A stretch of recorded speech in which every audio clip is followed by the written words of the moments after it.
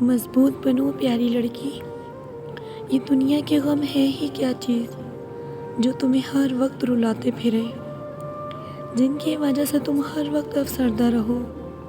کچھ نہیں ہے یہ، بس تم آزمائی جا رہی ہو، کیونکہ تم بہت خاص ہو، اور اللہ اپنے سب سے زیادہ خاص بندوں کو ہی آزمایا کرتا ہے۔ اگر عام ہوتی تو یہ درد تکلیف سے تمہیں نہ گزرنا پڑتا، بلکہ ہر چیز تمہیں آسانی سے میسر ہوتی۔ پھر کیا ہوتا؟ تم تو اپنے اللہ پاک کو بھول جاتی نا۔ اللہ تو نہیں چاہتا کہ اس کا بندہ یا بندی اس کو بھولے، اس کو یاد کیے بنا سو جائے، اس کے آگے آنسو بہائے بنا سکون سے رہے۔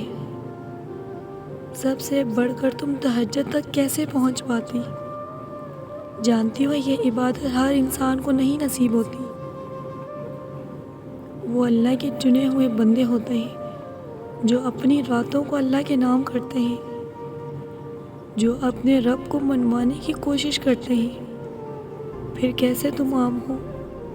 تم اللہ کے لیے خاص ہو۔ ہاں، اللہ کو یہ نہیں پسند کہ تم اپنے آنسو لوگوں کے آگے بہاؤ۔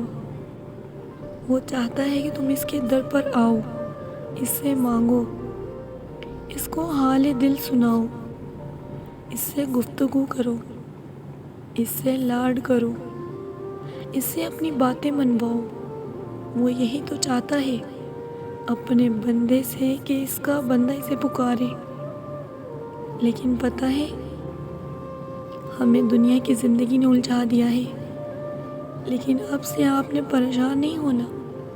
ماضی میں جو گناہ ہوئے، جتنی آپ شرمندہ ہیں، ان پر جتنے گناہوں کا بوجھ ہے دل پر لے جائے، سب اٹھا کر اپنے اللہ کے آگے اور اس سے معافی مانگ لیں۔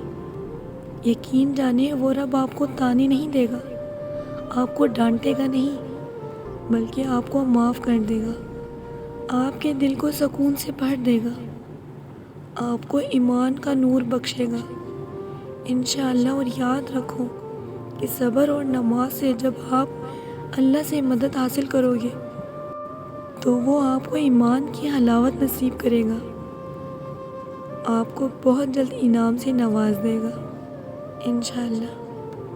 پیاری ذی النور۔